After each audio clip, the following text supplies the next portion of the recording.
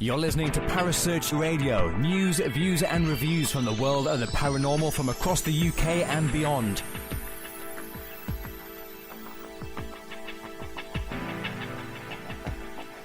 Find us on Facebook, Twitter and the World Wide Web. Parasearch UK Radio.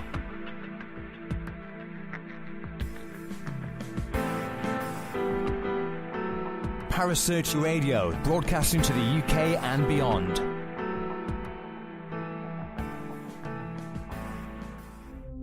The views and opinions expressed by presenters and guests are their own and do not necessarily reflect the official policy or position of Parasearch Radio or its affiliates and sponsors.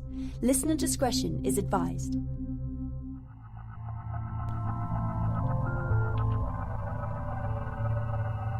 Welcome to Haunted Histories with your host Penny G. Morgan, right here on Parasearch Radio.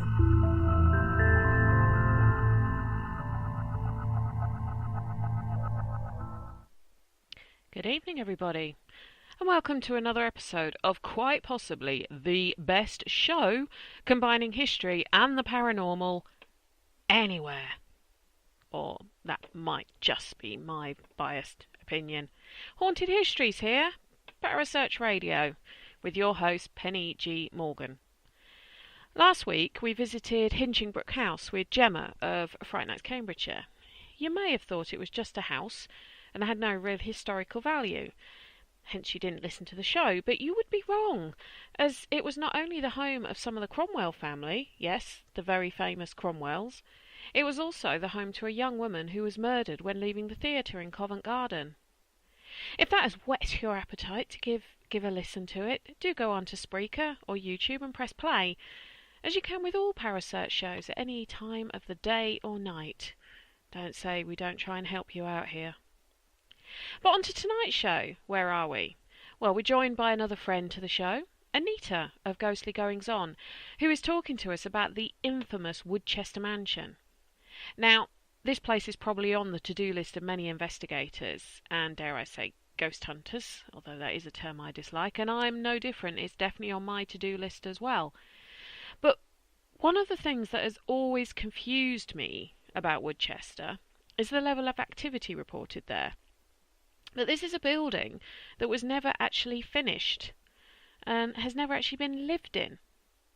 So what causes this activity? Or is it just people spreading the stories and people almost conjuring things up in their own mind? I'll be posing this question to Anita to get her view on it, as she has a lot of experience there. And I know that no one can ever say for sure why somewhere has or doesn't have activity. But I genuinely wonder what makes Woodchester as active and as infamous as it is. When I was looking for a historical link to the property, the thing that really jumped out at me was the World War II connection. During the run-up to D-Day and the invasion of Europe, American and Canadian troops were stationed there and used the Great Lakes there to practice their bridge building skills.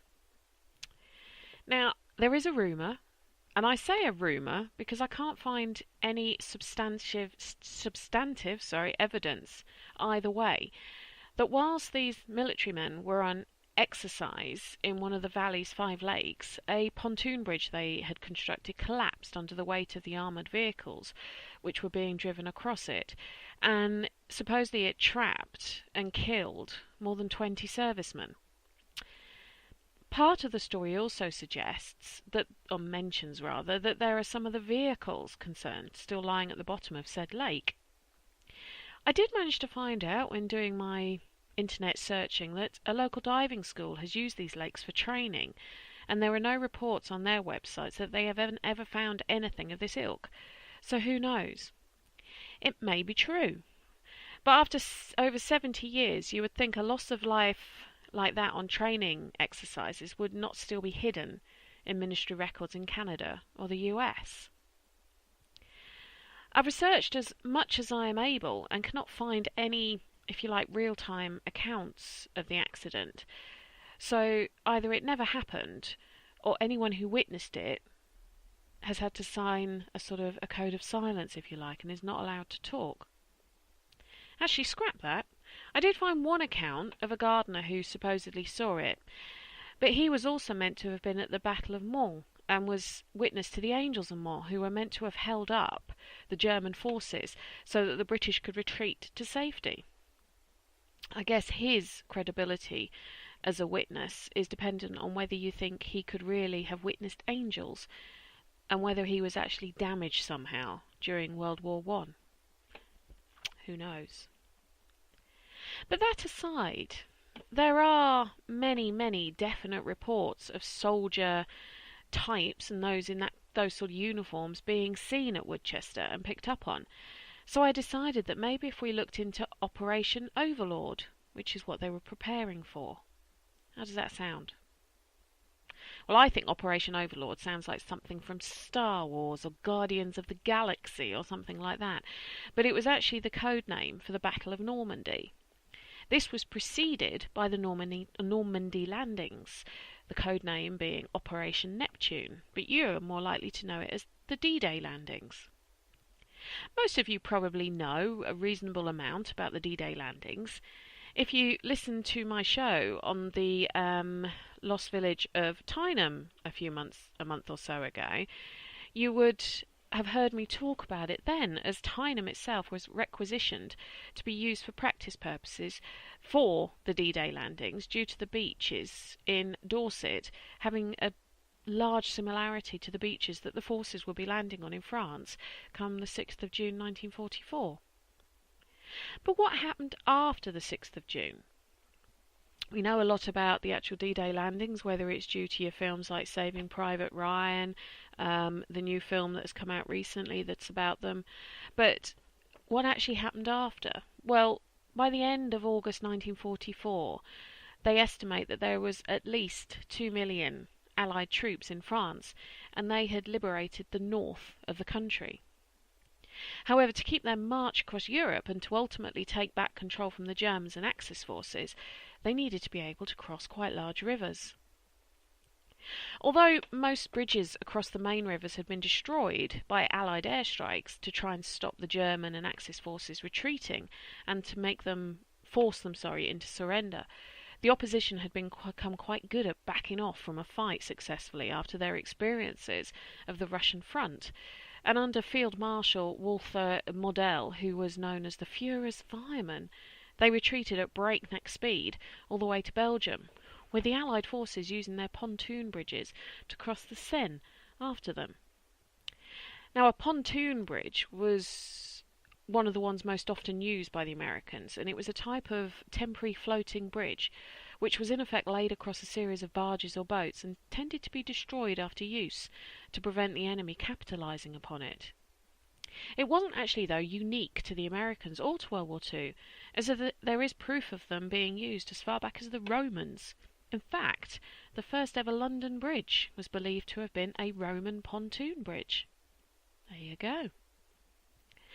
But the liberation of nearly all of France by the end of September was deemed a success, albeit with a high death toll of over 500,000 troops from both the German and Allied forces missing or dead, and over 12,000 French civilian losses.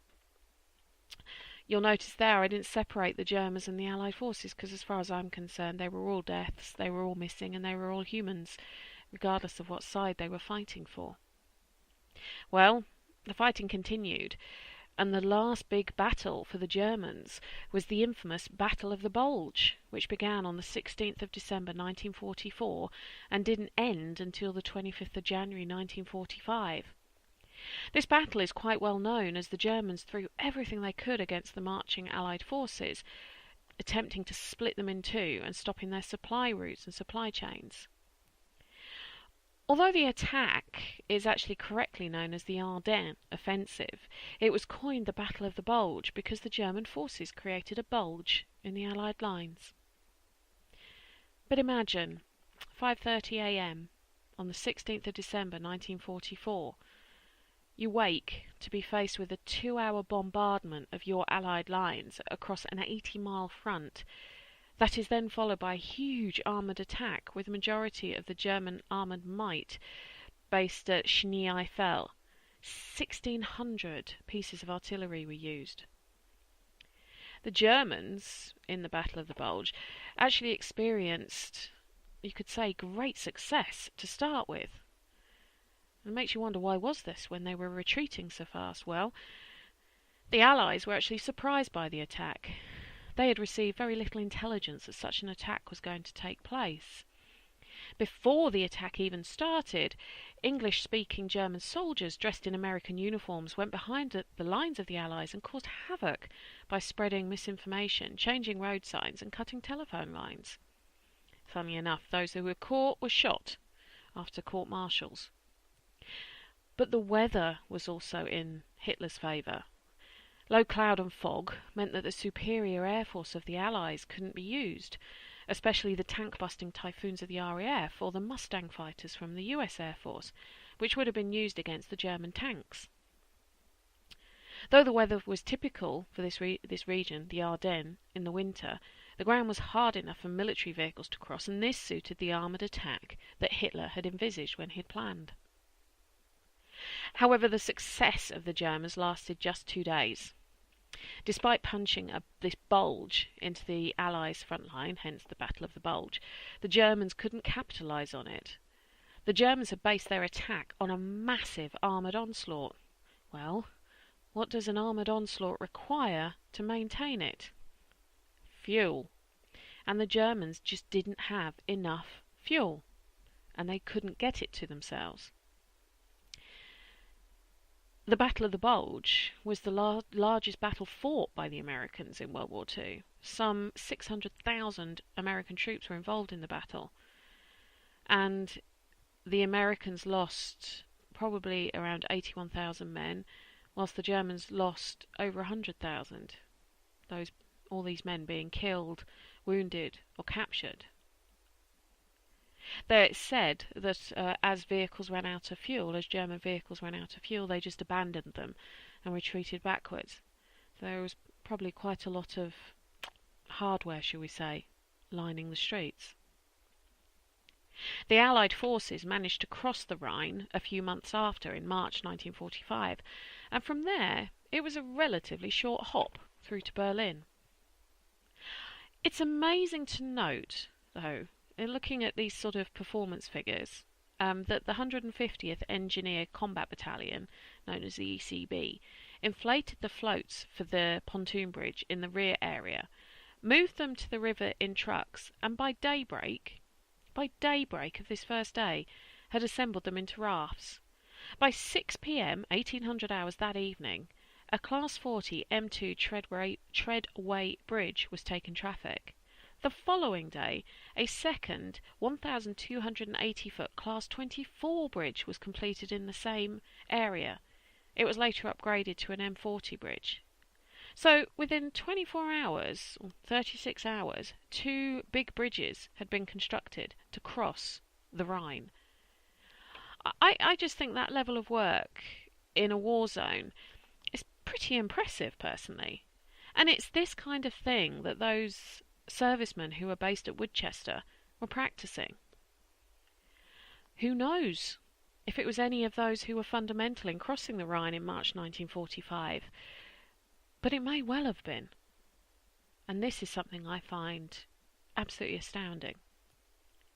In case you're wondering, if you wanted it to fit into the timescale of things, it was only a month after that, the 30th of April 1945, that the German leader, Adolf Hitler, upon hearing that the Russian forces were encircling Berlin from the east, poisoned his mistress, although some historians do actually believe that they'd got married in secret beforehand, Eva Braun, and then shot himself in his secret bunker. He was meant to have been cremated and his ashes scattered in a secret place, so as not to be captured, that's the wrong word, but maybe paid homage to or something by people who still believed in him. On May the 7th, 1945, Eisenhower accepted Germany's surrender at Krimm, and the following day the war in Europe ended. So those bridge builders who learnt their trade at Woodchester, among all the other amazing people who were part of this, pretty darned important. On that note, shall we pass across to Anita? Hi everyone, and we're now joined by the lovely Anita of Ghostly Goings On. How are you doing, Anita? I'm fine, thanks, Penny. How are you? I'm very well, thank you. Thank you ever so much for joining us again. Anyone who has followed the show will know this is Anita's second visit to us, and when we talked about Armley Mills, those months ago, seems a long time ago now. It does. I know. Anita's passion for the place we're going to talk about tonight, Woodchester Mansion, was very, very evident. So we've decided to get Anita back, and we're going to be talking about Woodchester Mansion soon. But before we do, where have you been recently, Anita? Because I know GGO's been very, very busy with its investigations. All over the place. Yeah, we have, Penny. Actually, we did Dudley Castle last weekend, which was absolutely fantastic. First time for GGO. Won't be a last time either, because had a really good night there. The week before that, we were at Shepton Mallet Prison, another one that is a first for us, and definitely we're having a revisit there next March. Yeah. That was, for me, one of the best locations I've been to also. So, and then last night we did Castle Lodge in Ludlow, which is another first for GGO. Where's Ludlow? It's Shropshire, near Shrewsbury. Oh, okay, right. Yeah, in between Hereford and Shrewsbury, actually. So up that way. So first for GGO, literally 20 minutes down the road from where I live. So it was a nice early night for me when we finished, back in my own bed. Not too much coffee to get yourself home. It's always good, isn't it? No Red Bull needed last night. Red Bull and Haribo, that's mine. Yeah. That's my solution.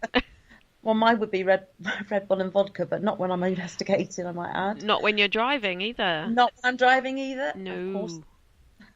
But yeah, last night was the team we were talking about this today, and even the guests last night. We said it's a lovely building. It's a Grade 2 listed. It's been going, I think, back until the 11th century, I believe. And it was Catherine of Aragon's home before she married Henry VIII. And it also has connections with Thomas Cromwell. So, yes, I know. He's making a pattern on my show, seeing as I was talking about him last week as well, the Cromwells. Oh, wow. I'm feeling stalked right now by Thomas Cromwell. Stalked by the Cromwells. Not good, not good. But yeah, I mean, fantastic building. But we felt really drained, and yet we didn't really get a lot of activity. But every room that we did our vigils in, I don't know how to explain it. It's one of those, you had to be there to experience it. But it felt really, really busy in every vigil area. But literally nothing. I mean, nothing's guaranteed. We know that, but there was definitely something there. We had a few things. Don't get me wrong. We did have some activity, but we felt really drained after, and we don't know why, because we were busier at Dudley Castle and Shepton Mallet than we were at Castle Lodge last night. But it was just so bizarre. That's the only word I can use. So did it feel, like you say, there was a lot of stuff going on around you, but you just couldn't. It's supposed to be a bit like being on the tube in London, where there's loads of people bustling around you, but nobody speaks to you or looks at you. Yes. But did it feel kind of negative, or did it feel positive, or could you not put your finger on that either? Do you know what, Penny? I don't think we could either or. To be honest, normally when we go into vigil areas, sometimes you can pick up on if it's a negative or a positive. Last night, nothing. We couldn't feel. I was working with Danny last night in our group, and we both said we found it really hard, and it just zapped all our energy. So if that maybe was spirit trying to, zap our energy and make us feel that way, they did a very good job. But I just can't pinpoint what it was, to be honest. But it definitely warrants a second visit. Does it get investigated very often? I think so. Yes. Yeah. Well, I say that. I think they probably have teams in every weekend. But definitely a fantastic. The structure of the building is like it's a black and white a Tudor-looking house as you look outside. It's right next to the castle. And obviously it's open to the public during the day as well. So very busy during the day, you know. And we were actually talking to one of the guests that were with us last night. She'd visited a couple of weeks ago in the daytime. And they had quite a bizarre experience. On the second floor up is what we call the four-poster bedroom. And they were walking up the stairs, and they said they literally saw a lady in grey walk out of the wall into the wall on the other side of the corridor. Just like that, in the daylight. So that was probably a door there at some point then. Yes, yeah, I would imagine. It's funny because when we were in that room, we actually faced a motion light towards one of the back walls. No doorway there, but that light went off a few times. So possibly that could have been a doorway at some point as well. Because that's one of the sort of beliefs, isn't it? When people think that spirits can walk through walls, it's not so much that they walk through walls. They're the stone tape ones that are following the path that they've always followed. Exactly. And when they were there was a doorway there, or there was a window there, or exactly. Because as we're seeing it now, it's probably not how they are seeing it or using it when they were there. So yeah, we often just don't place our motion lights and our trigger objects just in doorways. We we put them where we think possibly there. So at Dudley Castle last week, we were in one of the buildings there, and Terry, who's one of our investigators, had been there before previously with another team, and he said put a light there because that's where a doorway used to be, stairs, and he was right, and that kept going off all night. That activated quite a few times. So I know that it's something that I'd never really thought about until I think it was a show on Chislehurst Caves I was doing, and there'd been a lot of where the chapel had been built in the caves. I think it was during World War II when it was an air raid shelter. They said that things kept being seen just literally walking through the wall, and they didn't know what was behind this wall because it got bricked up. And it was when they were excavating and they realised there was a chapel there and that the walls had been moved post World War II for some reason. I can't remember why. But when they pulled the wall down, they realised that would have been the entrance to this chapel, which is why things were seen, in theory, walking through the walls. Walking through the walls, yeah. But that's an interesting one to almost get a blueprint of a building, what it could have looked like originally, especially castles and things like that have been modified for the public to go and look around them. There's going to be an awful lot of things in those stairways that have been taken away. I mean, you can see it when you go into old castles where the old floors would have been when it was, the wooden floors that are probably rotted away, or they've moved them for safety reasons or whatever the reason is. And there would have been some kind of staircase, there would have been some kind of doorway up there as well, which is interesting. Interesting. Yes, so that was quite a new experience for us all on GGO last night, but we're definitely going to do a return visit, I think. So I mean, it could be there's stuff there, but it's just shy. And sometimes, I don't know if you've had that before, but if I've been to a place more than once, maybe the first few times there's not a lot goes on, then all of a sudden, it's like you're their best friend, and they want to come out to talk, and nothing's guaranteed, is it? At the end of the night, that's what we say to our guests. We can help and maybe work as hard as we can to try and get some activity, but if they don't want to come and communicate with us, they're not going to do it. So. That's the way. I know we've had this conversation before that some people do expect you to sort of pull out the most haunted ghost adventures, whatever, and have things happen, and it's hard for them to understand that sometimes it's just not, because they're not performing monkeys, and you can't guarantee anything. But this Castle Lodge, is it all sort of original from the period, or is it had materials brought in from other places? We were in one room. They called it we called it the pole room because it had this pole going from top to bottom. So bizarre, so random. Not your usual pole dancing place, I would imagine. Maybe it's the predecessors of Peter Stringfellow or something. But the guy that was showing us around when we arrived, because obviously we wanted to do a quick tour of the building before the guests arrived, and he said the beams in there weren't original to the building, and they were actually from a ship. So he said a lot of, if you go down the route of being asking questions about nautical things and sailors and things like that. So when Danny and I were doing our investigation in our vigil in there, that's the line we went down. But we got nothing. There was just literally, we had some, things come through on our Echo Vox and our Spiritus and the SB7, but there was nothing, specific that would lead you to think there was anything to do with ships and that kind of thing. But, he has said in the past other teams have. So, but no, they weren't original to the building. So that's interesting. So, whether that brought anything along with it. Possibly. Myself and Rebecca did an investigation at De Grey Street in Hull. I think I mentioned this one last time to you. It's not over-investigated, this house in Hull.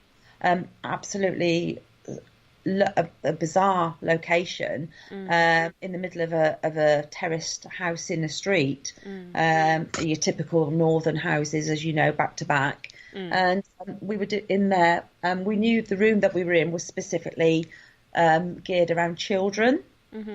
So we had some guests that wanted to do the Ouija board. So they started the Ouija board asking, and it wasn't making sense on this board. And they were saying, oh, perhaps they can't spell. But I had this feeling, I'm thinking, no, this isn't children. This isn't right. Because we'd been there a few times before. So I said, oh, hang on a minute. I said, I think I know what may be the problem. So can I ask a question? So I asked the board and I said, can I ask you, did I take something that belonged to you out of this room earlier on? Straight to yes. So I knew exactly what was going on. So previously, when I was doing the walk around earlier on with Rebecca, I noticed these two items on this table in this room, and I thought, well, they don't belong in here. So I took them downstairs and put them in the base room. Now the owner had gone to a war memorabilium auction thing a couple of weeks ago, and he bought some items back with him. Right. Placed them in this room, or somebody had placed them up in this bedroom. So anyway, I went down the stairs. One of the guests come down with me because there is no actual lights in De Grey Street. It's completely, you have your torches and that's it. So It's so surreal. It's unbelievable. But we went downstairs. I picked up these two items. Now, one was an AP Warden's badge. And then the other was another badge. So I had this in my hand and that kind of fell into place, what was going on. Went back up and I said to the guest that was with me, I said, don't say anything, I'm just going to ask the board a question. And I went back up and I said, right, okay, can I ask you a question? Are you German? Straight away it went to yes. And I said, the item that I have in my hand, does it belong to you? Yes. And it turned out that it was an SS soldier. And in my hand I had an SS badge off his uniform. And everything fell into place then. And then we were we were communicating with this German soldier. It was fascinating. But I knew that what was on the board initially had nothing to do with that building or the occurrences that happened previously with the children in that bedroom. So, to me, yes, spirits can come with items that are brought into the house or into the locations that actually don't belong to that location. And I suppose, whatever our feelings are about the SS officers in World War II and everything else, they were very, I suppose, dedicated to their job.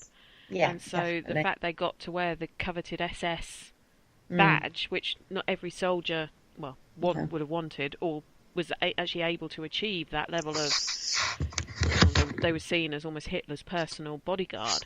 Yeah. They would have been very proud of it and would have probably wanted to stay. Definitely. And you could tell from the way the board was at, responses that he was so proud. That was his badge. And he wasn't very happy that I'd actually taken it out of that room, and he wanted it back. So it was a good night that night. So that's De Grey Street. That's De Grey Street in Hull. We're back there on the 21st of October. It's if you ever get a chance to go, I would say go, Penny, because it's an experience, really is. So the thing is, there's a few of those sort of houses. You've obviously got East Drive being one of the originals for people to go and visit. East Drive is good, but I just think East Drive is over overfished, as I could put it. Yeah, and now you've got a new one that's come up in Skegness, just outside of Skegness. that's I've promoted. seen that. I'm just going to leave an open verdict on that Yeah, one at the moment. I've spoken to someone who's done a recce there, and Yeah. she's not convinced. She's No. not convinced yet, because some of the stuff she's been told, it just doesn't fit. It really doesn't fit. Is it the whole house or something it's called, or something like that? I can't remember. I've got it written down somewhere, but it's one of the new ones, and I might be casting aspersions on the place unfairly, but I just think that, you know, it's a money maker for some people, these kind of sort of, my house is haunted, come and visit it sort of thing, and it's a way to make some extra money and not have to do any maintenance to the place, because who wants to go to somewhere that's immaculate? Who could go to somewhere that's a bit run down and looks like it's still in the 1960s or whatever? But I don't know. You know, with these kind of places, I'd be interested to visit them and see what I picked up. But as you say, you just never know what you're going to pick up. You might go there. I know someone who does East Drive an awful lot, and they said sometimes they go there and it's non-stop all night. Other times they've gone there, nothing. And it does seem to get tired as well, the place. It does seem to get worn out almost by... It does, you know, constantly being prodded and poked, I suppose, for want of a better term. But yeah. All right, should we have a quick break so we can grab a quick drink? And then we'll start talking about Woodchester, if that's all right with you. That's fine by me, Penny, no problem. Speak to you in 30 seconds. Okay. Hello, Harry Price here. Good evening. If there's nothing myself and everybody else enjoy here on the other side more, is the sit back and relax and listen to Parasearch Radio with its paranormal news, views and reviews from across the UK and beyond. Make sure to find out more about them on Facebook, Twitter and the World Wide Web, whatever they are, to keep up to date with all their broadcasts throughout the week. And I hope you enjoy them as much as we do over here. Hello? Is anybody there?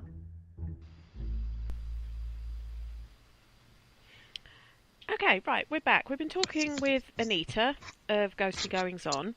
We were just having a bit of a chat about some of the places she's been visiting over the last sort of, 4 or 5 months since we last spoke to her. But we're going to be talking about Woodchester Mansion.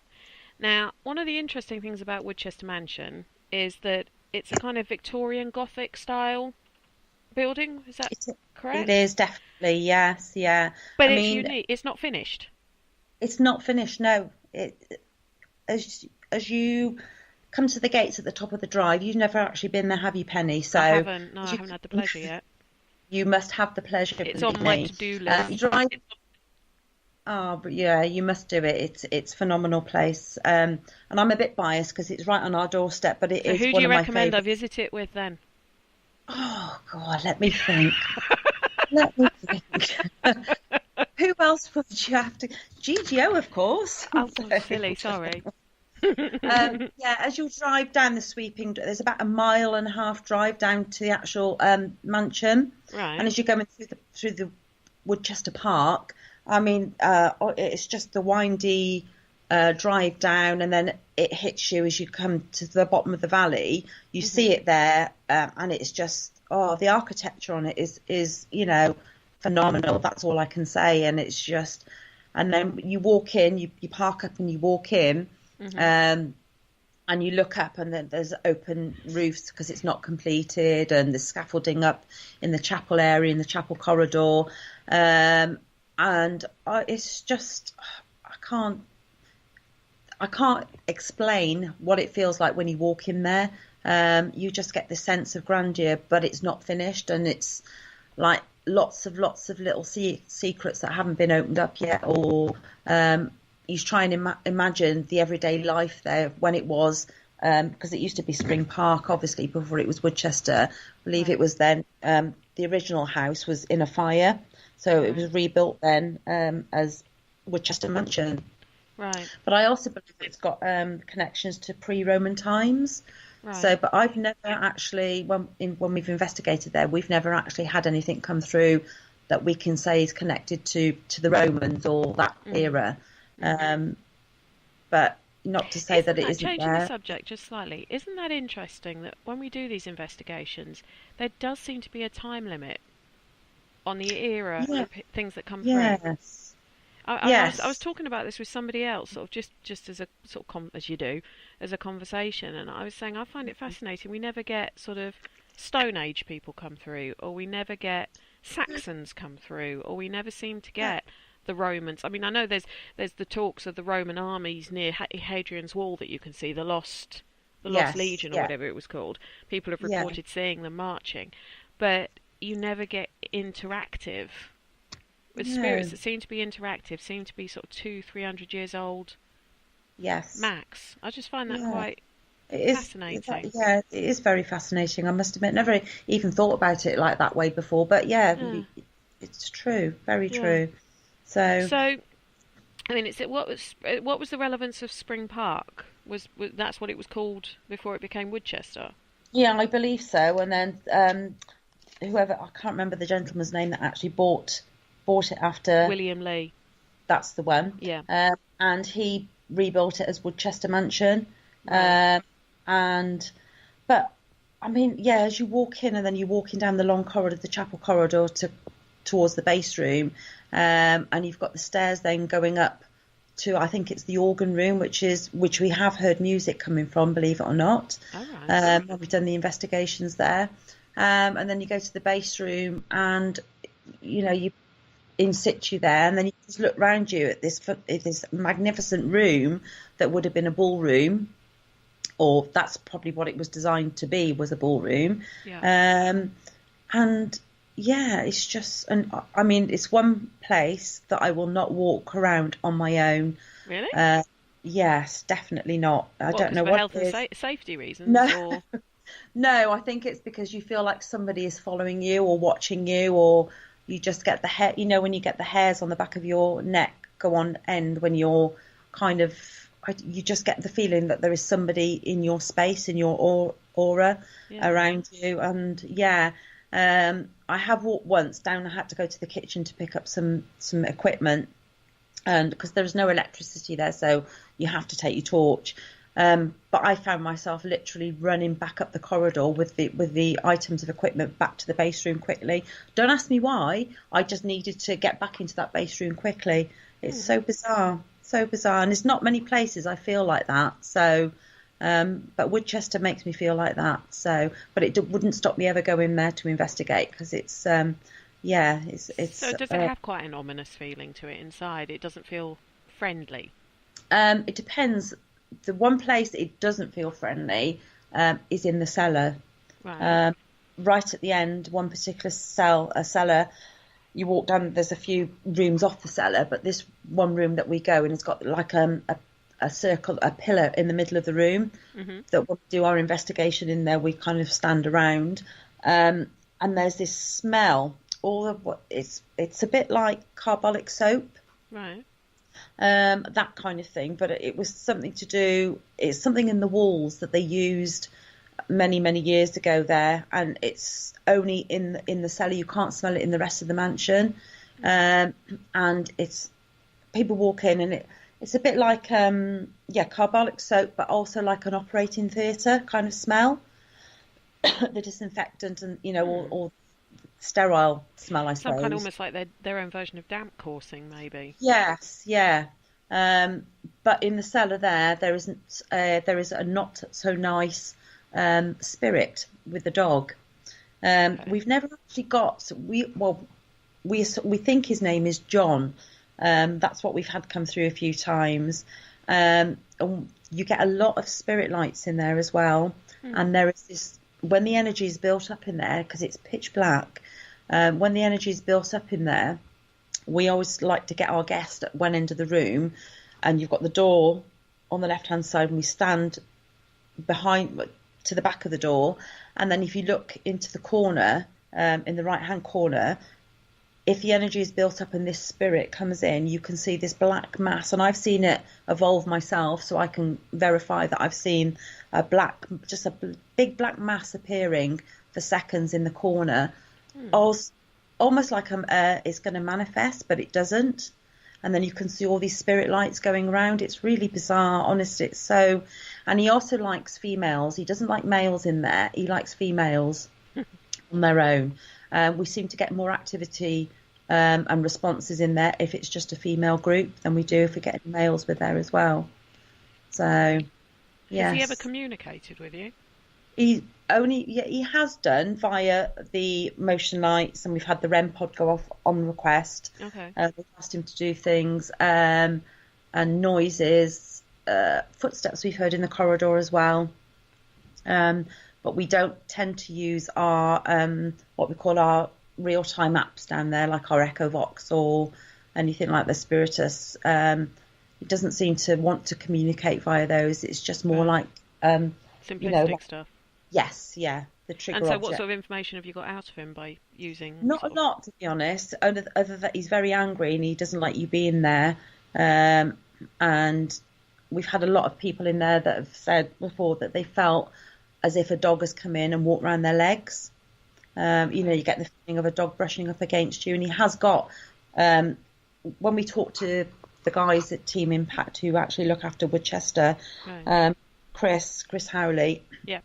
he said to us, a lot of people have said, or have come up that they've had a dog, this not so nice dog. He sends his dog in to kind of try and scare you, I suppose. And people have felt a dog presence and have been a bit uneasy when it's. So has anyone ever had a gut feeling about what his role was?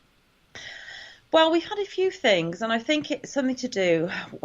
He wasn't a very nice looking person, from what we can gather. He was a bit deformed, I think, Right. and kind of used to. It's going to sound awful, but this is one of the stories that we've actually got to over the months or the years that we've been going there. And he used to lure young ladies down from upstairs, the servant girls, and obviously used to not be so nice and do things. Why would there have been servants there if the building wasn't finished? Oh, there was a family there, wasn't there? Wasn't it? Was Spring Park living in the old Oh, I one? see what you said. Yeah, Yeah. sorry, yeah. I was thinking because Woodchester wasn't. I know they used to live in a house No, that was nearby, didn't they? Yes, yeah, that's right. The actual, Woodchester wasn't, but obviously the land, when it was Spring Park, Right. I believe. So, but yeah, so the cellar to me is a very unnerving. But also, on saying that, so is the kitchen, so is the upper level corridor that we use. The top corridor floor, if you look over, there's only like a small railing stopping you falling down to the library and the ballroom below. Okay. It is said that we've had come through before that a couple of workmen have died there, but they met their death because they were pushed over. They were murdered. So are the foundations of Woodchester on the same foundations that this Spring Park was on? I believe so. So it could have been the original cellar from Spring Park that they built on top of. Yeah. And we've also had American soldiers coming through because obviously the Americans were there during World War II. yeah. When they were getting ready for the European invasion. I believe they used like the lakes or something to practice their bridge building skills and all that kind of thing. A couple of soldiers, I believe, died there. So, we've had a couple of American soldiers come through. And children in the kitchen area as well. Mm-hmm. We've heard footsteps running around, and children. We've asked them to activate the lights, and we had the REM pod go off, and we've had quite a few. Music. We were on the top corridor floor one investigation. We had 3 groups, and each group heard this music coming, like a choir singing. Because we radioed down then to each group to say, are you singing, or and everybody in each group heard the same thing at the same time, which was really, really interesting. So, and I think the last investigation we did there was the Ghost Chasers event that we did, and Danny was doing a vigil with Chris off Team Impact on Ghost Chasers, Chris Howley, and they were in the chapel corridor, and they had the EchoVox going, and they actually, a couple of the guests and Danny and Chris heard in the corridor a dog barking, woof woof, and they then heard it come through on the EchoVox. It was really, that was really bizarre. And she came and she's like, I can't believe that we all heard a dog, literally heard a dog barking at the top of the corridor, and then they heard on the EchoVox it come through. And it would make sense, though, to hear dogs barking if it was in a hunting lodge yes, originally. yeah. So, Yeah. would it be assumptive of me to say that maybe a lot of the activity? Because one of the things when I've been researching for this show and looking into it, looking at just Woodchester as a place on its own, can't see any reason why it would have the kind of activity that I've seen loads of reports on it that it's meant to have. And it's like, on the top 5 for paranormal investigators in this country and even far abroad as well. And I couldn't work out, just looking purely at Woodchester, why it would have that kind of activity.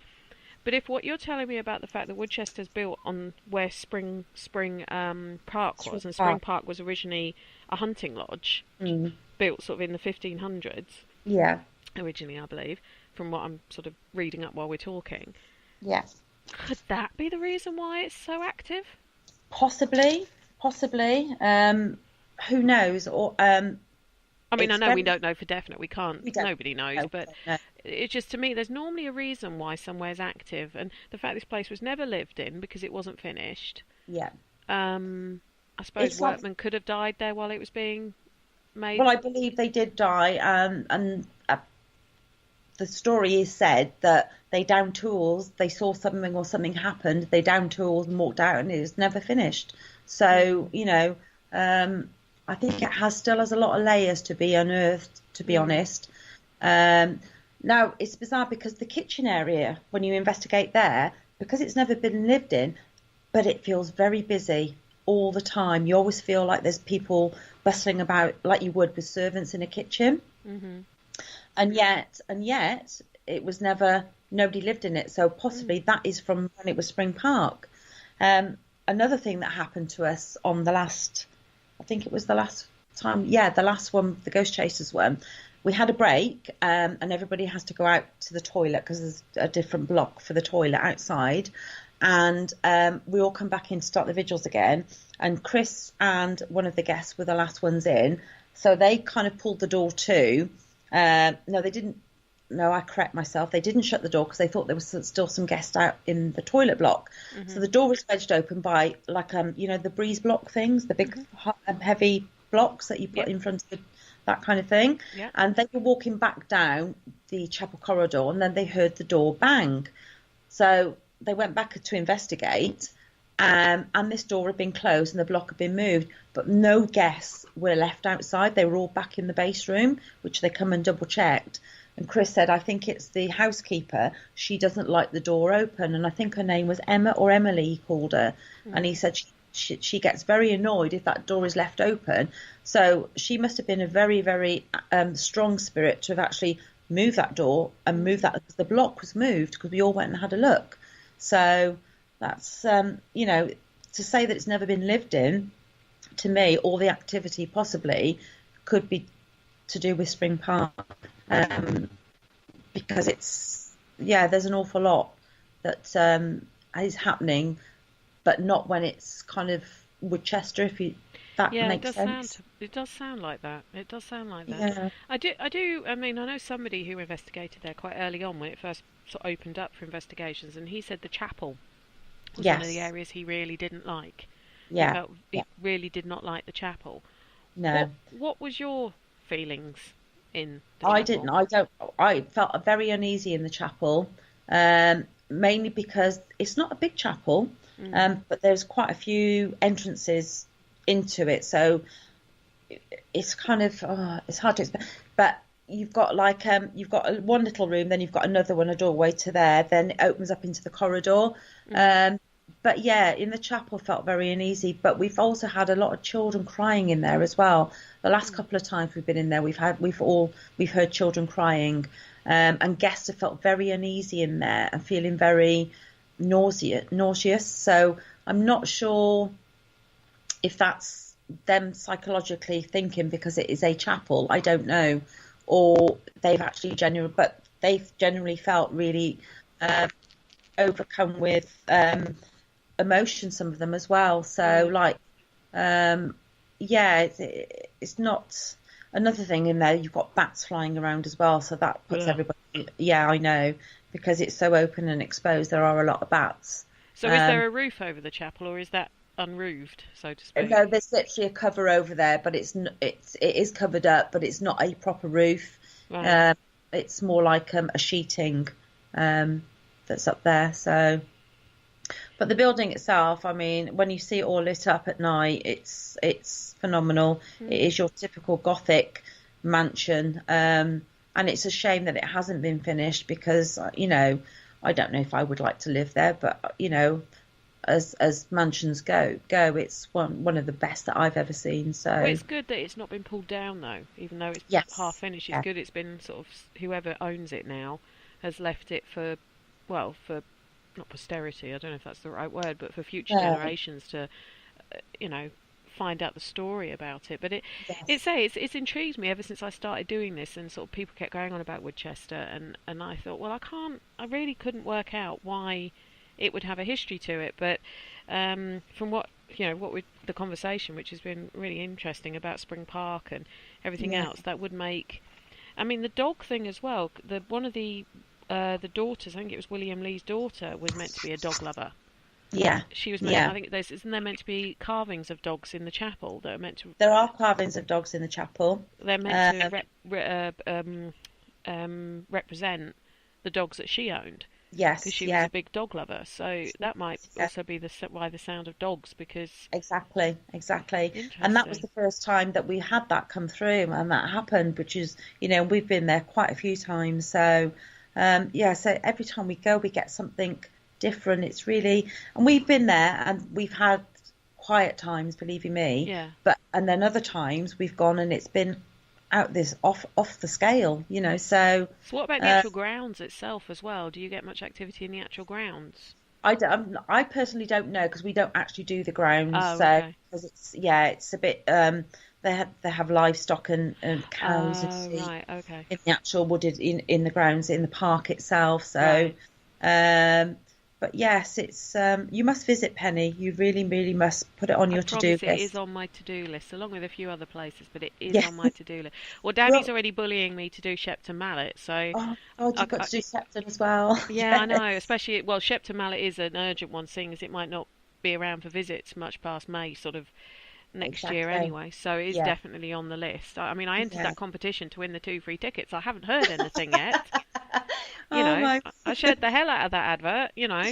I'm expecting some favouritism here. With Woodchester, though, where they say it's unfinished, does it have windows? Yes, it has the windows. It has windows. Okay. Yeah. Does it have stairs up to different floors? It has stairs, it has floors, but there are areas that you can't go into because the floors aren't finished. So, and I mean, it is very drafty. There are parts that haven't got full windows in, but the main big rooms have.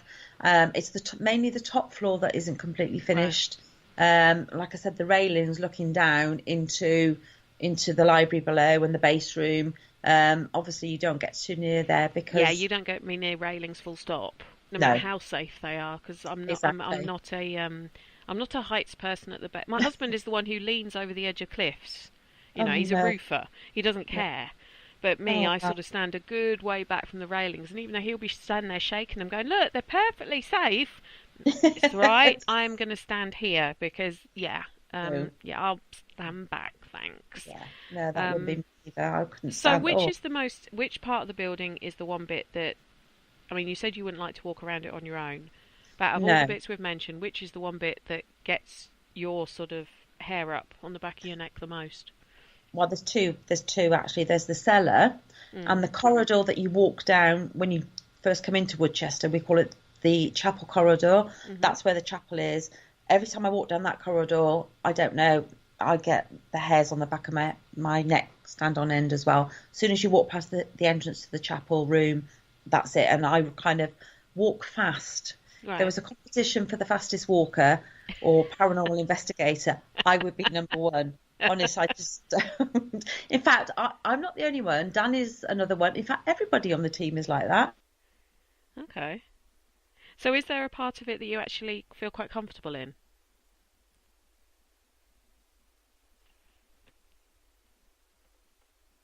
Yeah. So is there any part that you feel comfortable in? Well, yes, actually, the base room. And that's in the house itself? That's in the house itself, yeah. No, That's because that's where the crisps and the coffee is, isn't it?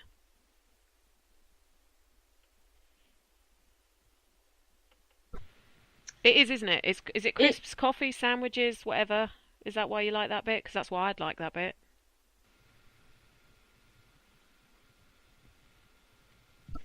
I mean, my favourite thing in the base room is maybe not even the coffee. It's the fact they have heaters in them as well. Well, actually, there isn't no heaters in Woodchester whatsoever. Oh, So I'm afraid, no, there's no heater in there. It is a very cold location.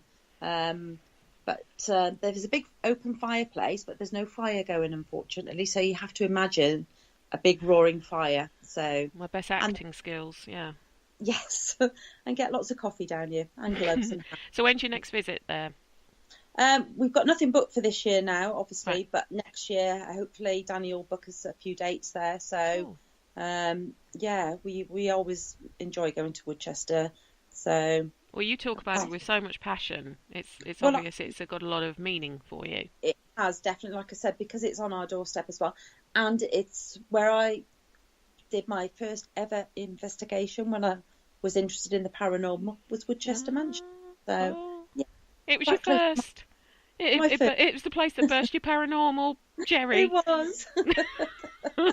So just quickly, what have you got coming up with GGO? That couple of places that you want to flog? Yeah, next weekend we're at another new location for GGO, and that's Shaw House near Oxford. I think it's Aylesbury though, Buckinghamshire, that isn't it? Yeah. Then we've got we're at De Grey Street again, which I can't wait. Brilliant.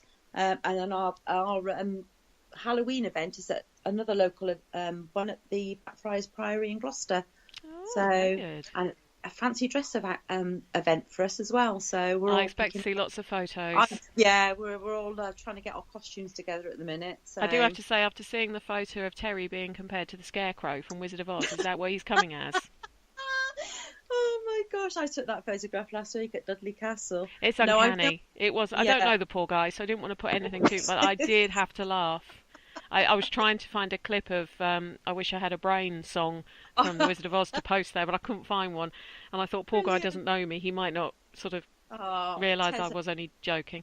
But thank you ever so much for your time again tonight, Anita. I know we've had a few technical glitches trying to get this recorded. Somebody didn't want us to talk about Woodchester, but I'm sure. Would you like to come back again next year? Oh, she's gone again. I told you we were having technical glitches. I'm sure the answer's yes to that. Anyway, thank you ever so much for listening to us tonight. Don't forget that we've got shows on every night of the week, and if you do miss one, you only have to go and look on our Spreaker app or even on YouTube, and you can find them all logged down there. But all that leaves me to say, from Haunted Histories, from Penny G. Morgan, good evening, sleep tight, and try not to worry too much about things that go bump in the night. Thank you for listening. Don't forget to join us for more shows throughout the week. Find us on Facebook, Twitter, and the World Wide Web to keep up to date with all the shows right here on Parasearch Radio.